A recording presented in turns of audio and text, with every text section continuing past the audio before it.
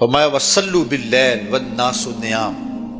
جب لوگ سو رہے ہوں تم مصلی بچھا کے نماز پڑھنے لگ جاؤ۔ تمہارا رب کے ساتھ تعلق اس قدر مضبوط ہونا چاہیے کہ ایسے وقت میں کہ جب لوگ سو رہے ہوں تو تم سجدہ ریز ہو جاؤ تاکہ ریاکاری کا امکان بھی مسترد ہو جائے۔ تو یہ چار کام جب تم کرو گے، رسول کریم نے ارشاد فرمایا تدخل الجنہ بالسلام، جنت میں سلامتی سے داخل ہو جاؤ۔ راستے کے جو مراحل ہیں، جنت کے اندر پہنچنے کے جو مراحل ہیں وہ بھی سلامتی سے طے ہو جائیں گے، قبر بھی، حشر بھی، میزان بھی، پلزرات بھی، سارے مراحل آسانی سے طے ہوتے چلے جائیں گے اگر تم یہ چار کام کر لو۔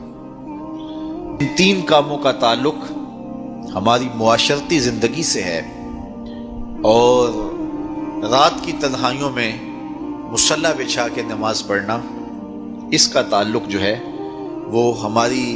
نجی زندگی سے ہے، اور وہ جتنی تنہائی میں ہو اس قدر ہی اللہ کی رحمتیں زیادہ اترتی ہیں۔ دکھلاوے کی نمازیں اللہ قبول نہیں کرتا۔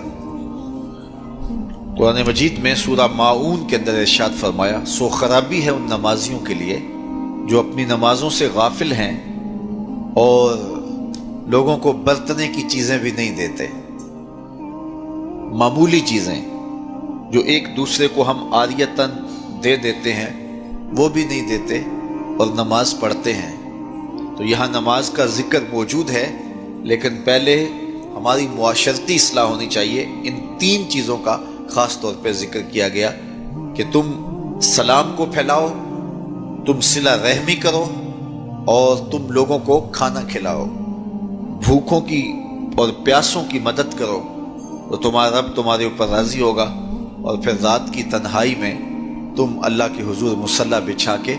نوافل ادا کرو۔ ایک روایت میں آتا ہے کہ جب کوئی شخص رات کی تنہائی میں اٹھتا ہے اور اپنی بیوی کو اٹھاتا ہے، وہ نہیں اٹھتی، خیر یہ وضو کرنے چلا جاتا ہے تو واپس آتے ہوئے چلو میں تھوڑا سا پانی لے آتا ہے، اور پانی لے کر کے اس بیوی کے اوپر اس پانی کو چھڑکتا ہے تو وہ اس سے اٹھ جاتی ہے۔ تو یہ مصلی بچھا کے نوافل پڑھنے لگ جاتا ہے، اور وہ بھی اٹھ کے وضو کرتی ہے، اور پھر وہ آتی ہے تو یہ نوافل پڑھ رہا ہوتا ہے، چارپائی کی دوسری سمت مصلی بچھا کے وہ بھی نوافل پڑھنے لگ جاتی ہے۔ حدیث میں آتا ہے جب وہ دونوں نوافل پڑھنے لگ جاتے ہیں رب مسکراتا ہے، اپنی شان کے مطابق رب مسکراتا ہے کہ میرے بندے کس طرح مخلوق سے چھپ کے میرے حضور سجدہ ریز ہیں۔ تو راتوں کی تنہائیوں میں جب لوگ سوئے ہوئے ہوں تو اس وقت سجدے کا ویسے لطف بھی اپنا ہی ہوتا ہے، چونکہ کوئی دیکھ رہا ہو تو کئی طرح کی باتیں ذہن میں آئی جاتی ہیں، لیکن تنہائی ہو، اندھیرا ہو، کوئی دیکھ نہ رہا ہو تو پھر اس کا اپنا لطف ہوتا ہے، اور سحری کے وقت اٹھ کے نماز پڑھنے کا سرور بھی اپنا ہے۔ اور میں کہتا ہوں کہ وہ ملنے کی گھڑیاں ہوتی ہیں،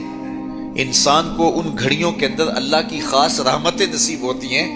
اور جو سحری کے سجدوں کا مزاج رکھتا ہے اللہ تعالیٰ اس کے من کے اندر روشنیاں ڈال دیتا ہے۔ اقبال کہتا ہے رومی ہو، رازی ہو، عطار ہو کہ غزالی، کچھ ہاتھ نہیں آتا بے آہ سحر کا ہی۔